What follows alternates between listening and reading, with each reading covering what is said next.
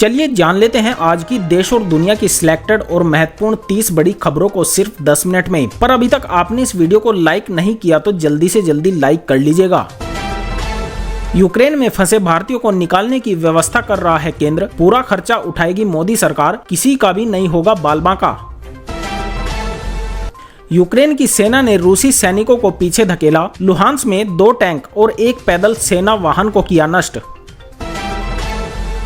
ED की custody में बिगड़ी नवाब मलिक की तबीयत, हॉस्पिटल में किया गया भर्ती, लेकिन फिर भी सख्ताई से हुई पूछताछ। यूक्रेन के वोरजेल शहर में घुसी पुतिन की सेना, कीव से महज 5 मील दूर है रूस।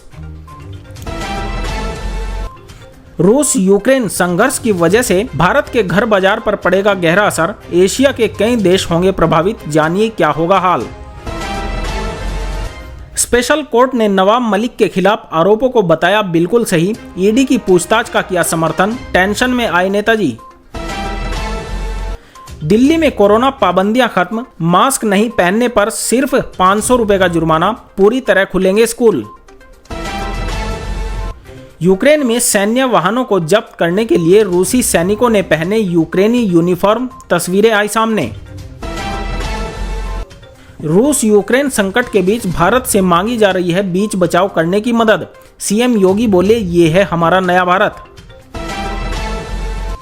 यूक्रेन चाहता है शांति, रूस ने बातचीत करने के लिए रखी सरेंडर करने की शर्त, कीव की ओर बढ़ रही है रूसी सेना। यूक्रेन में फंसे भारतीयों की जल्द होगी देश वापसी, रोमानिया और हंगरी के रास्ते निकासी मार्ग स्थापित करने के लिए किया जा रहा है काम।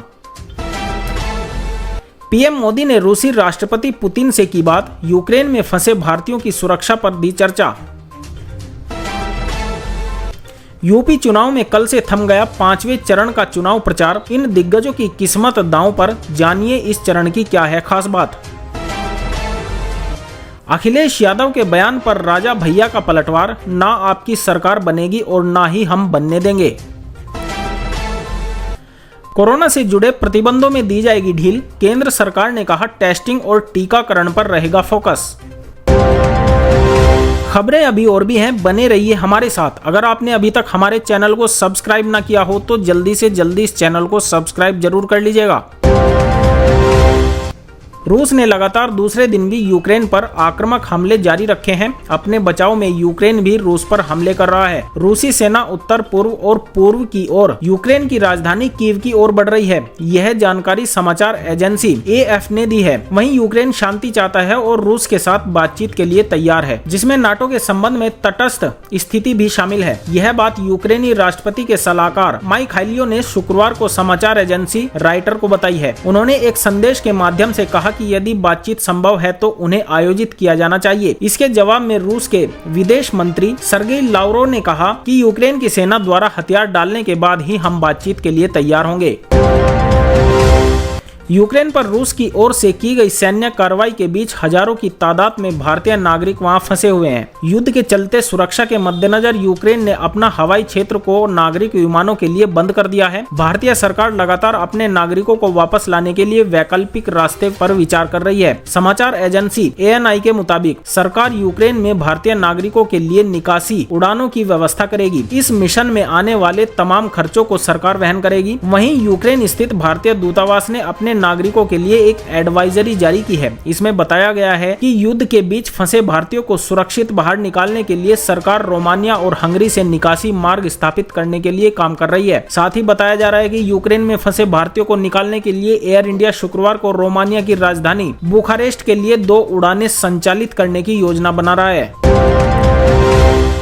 राष्ट्रीय राजधानी दिल्ली में कोरोना संक्रमण का ग्राफ अब काफी गिर गया है। कोरोना के मामले में गिरावट को देखते हुए दिल्ली में अब कोरोना पाबंदियों में और ढील दे दी गई है। आज इसे लेकर दिल्ली आपदा प्रबंधन प्राधिकरण की अहम बैठक हुई, जिसमें पाबंदियों को अब पूरी तरह से खत्म करने का फैसला लिया गया। अब दिल्ली में मास्क नहीं लगाने पर सिर्फ 500 रुपए का जुर्माना लगेगा। सभी स्कूल 100% क्षमता के साथ खुल जाएंगे। आज डीडीएम की हुई इस बैठक में दिल्ली के उपराज्यपाल अनिल बैजल, सीएम अरविंद केजरीवाल, उप मुख्यमंत्री मनीष सिसोदिया समेत कई लोग मौजूद थे। रूस यूक्रेन संघर्ष का असर भारत पर भी पड़ना लाजमी है। इसके प्रभाव के अंतरराष्ट्रीय बाजार में कच्चे तेल की कीमतों में बढ़ोतरी होने की वजह से भारत में पेट्रोल डीजल की कीमतों में भी इजाफा होगा और आवश्यक वस्तुओं के दाम भी बेलगाम हो जाएंगे। जापान की ब्रोकरेज कंपनी नोमुरा ने अपनी एक रिपोर्ट में इस बात का जिक्र किया कि रूस यूक्रेन संघर्ष का सबसे ज्यादा प्रभाव एशियाई देशों पर पड़ेगा और खास बात यह है कि भारत इससे सबसे ज्यादा प्रभावित होगा। जापानी ब्रोकरेज कंपनी नोमुरा की 2 लेखिका औरोदीप नंदी और सोनल वर्मा ने अपनी रिपोर्ट में इस बात की चर्चा की है कि रूस यूक्रेन संघर्ष की वजह से एशिया के देशों में तेल और खाद्य पदार्थों की कीमतों में बढ़ोतरी होने की वजह से अर्थव्यवस्था पर प्रतिकूल प्रभाव पड़ेगा। रिपोर्ट में बताया गया है कि ऐसी स्थिति में भारत, थाईलैंड और फिलीपींस पर बुरा प्रभाव पड़ सकता है। हालांकि इंडोनेशिया को फायदा होने की संभावना है। यूक्रेन पर रूस के हमले की घोषणा होने के साथ ही अंतर्राष्ट्रीय बाजार में कच्चे तेल की कीमत गुरुवार को $100 प्रति बैरल के पार पहुंच गई थी। भारत दुनिया में कच्चे तेल के सबसे बड़े आयातक देशों में से एक है और अपनी जरूरत के करीब 80% तेल का आयात वह रूस से कराता है। ऐसे में कच्चे तेल के बढ़ते दामों की वजह से भारत के बाजारों पर खास असर दिखाई देगा। नोमुरा की रिपोर्ट में कहा गया है कि कच्चे तेल की बढ़ती कीमतें उपभोक्ताओं और कारोबार पर नेगेटिव असर डालेंगी। उत्तर प्रदेश विधानसभा चुनाव के 5वें चरण के लिए चुनाव प्रचार शुक्रवार शाम खत्म हो गया। इस चरण में 12 जिलों की 61 सीटों पर 27 फरवरी को मतदान होगा। राज्य के मुख्य निर्वाचन अधिकारी अजय कुमार शुक्ला ने बताया कि 5वें चरण के चुनाव के लिए शुक्रवार शाम 6 बजे के बाद से ही जनप्रतिनिधियों द्वारा किए जा रहे प्रचार प्रसार पर प्रभावी रूप से रोक लग गई और यह रोक 5वें चरण का मतदान समाप्त होने तक अर्थात 48 घंटे तक प्रभावी रहेगी। जानकारी के अनुसार 5वें चरण में 692 उम्मीदवार चुनाव मैदान में हैं, जिनकी राजनीतिक तकदीर का फैसला करीब 2.24 करोड़ मतदाता करेंगे। मतदान सुबह 7 बजे से शाम 6 बजे तक होगा। 5वें चरण में अमेठी, रायबरेली, सुल्तानपुर, चित्रकूट, प्रतापगढ़, कौशाम्बी, प्रयागराज, बाराबंकी, अयोध्या, बहराइच, श्रावस्ती एवं गोंडा जिले के विधानसभा क्षेत्रों में मतदान होना है।